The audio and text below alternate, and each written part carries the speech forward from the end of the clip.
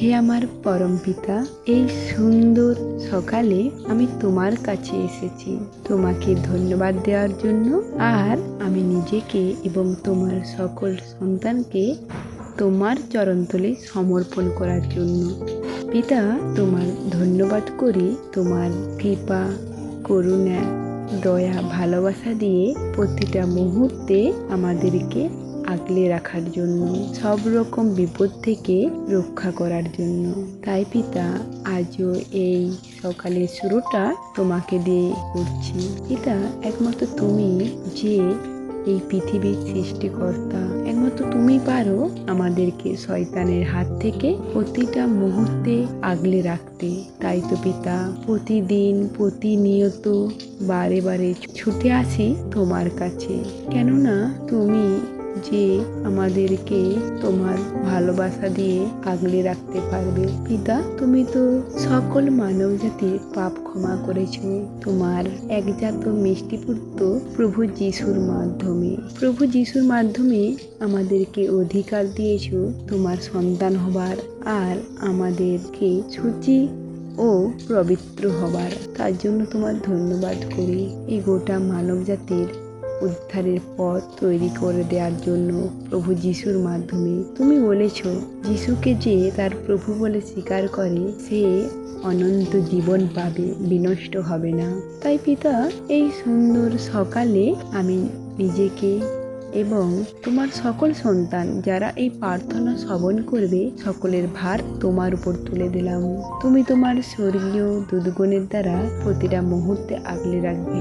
আর পিতা, যারা এই প্রার্থনা শ্রবণ করবে তাদের যে বিশ্বাসে তারা যেমন এই প্রার্থনা শ্রবণের মধ্য দিয়ে সেই বিশ্বাসে পরিপূর্ণ হয়। আর পিতা, তারা যেন এই প্রার্থনা শ্রবণের মধ্য দিয়ে তারা তাদের জীবনের সকল সমস্যা, দুঃখ, কষ্ট, রোগ ব্যাধি থেকে উদ্ধার পায়। পিতা, সকলকে সম্পূর্ণ সুস্থ দান করার ভার যারা এই প্রার্থনা শ্রবণ করবে সকলকে সকল প্রকার সমস্যা থেকে মুক্ত করার ভার তোমার উপর তুলে দিলাম।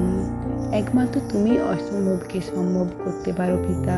যারা তোমার কাছে আসবে তাদের পাপ ক্ষমা পাওয়ার জন্য, তোমার ভালোবাসা পাওয়ার জন্য, তোমার পথে পরিচালিত হবার জন্য তাদেরকে তোমার আশিসে আর পবিত্র আত্মায় ভরপুর করে তুলো পিতা।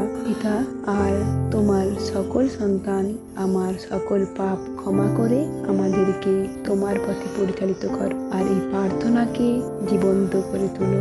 একমাত্র তুমি যে সব কিছুকে এক নিমিষে পরিবর্তন করতে পারো। তাই পিতা, এই প্রার্থনা তোমার চরণতলে জ্ঞাত করলাম। আমি জানি তুমি প্রার্থনা আশীষ দান করে দিয়েছো, আমিন করে দিয়েছো। যেই প্রার্থনা শ্রবণ করবে সেই তার সমস্যা থেকে উদ্ধার পাবে পিতা।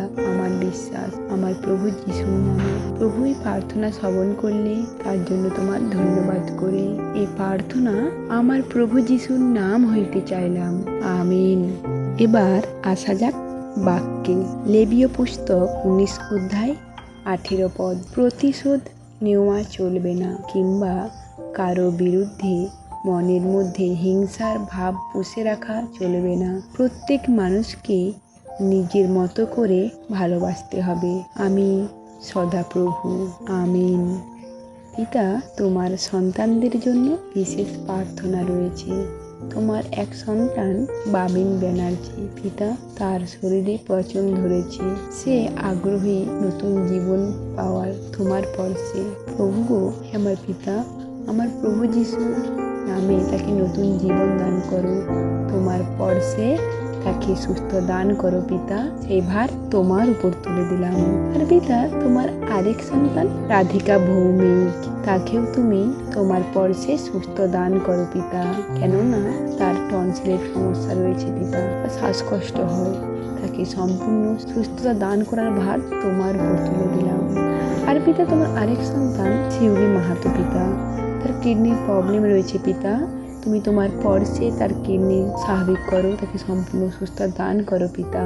সেই ভারও তোমার উপর তুলে দিলাম। আর পিতা, তোমার আরেক সন্তান সুমিত্রা সিটের ছেলে পিতা, তোমার ওই ছোট সন্তানকে তোমার পরশে সুস্থ দান করো পিতা, যাতে সে তোমার আর 5টা সন্তানের মতো স্বাভাবিক জীবনযাপন করতে পারে, এই পৃথিবীতে হাঁটাচলা করতে পারে, তুমি তাকে সম্পূর্ণ সুস্থতা দান করো। সেই ভারত তোমার উপর তুলে দিলাম। আর পিতা, তোমার আরেক সন্তান চক্রধর ঘোষ, পিতা গো, তুমি তোমার পর্শে তার ঘাড়ের যন্ত্রণা দূর করো আর সম্পূর্ণ সুস্থতা দান করো পিতা। তারও ভার তোমার উপর তুলে দিলাম। আমি বিশ্বাস করি পিতা, তোমার সকল সন্তানের ভার তুমি নিলে আর সুস্থতা দান করলে, তার জন্য তোমার ধন্যবাদ করি। এই প্রার্থনা আমার প্রভু যিশুর নাম হইতে চাইলাম। আমিন।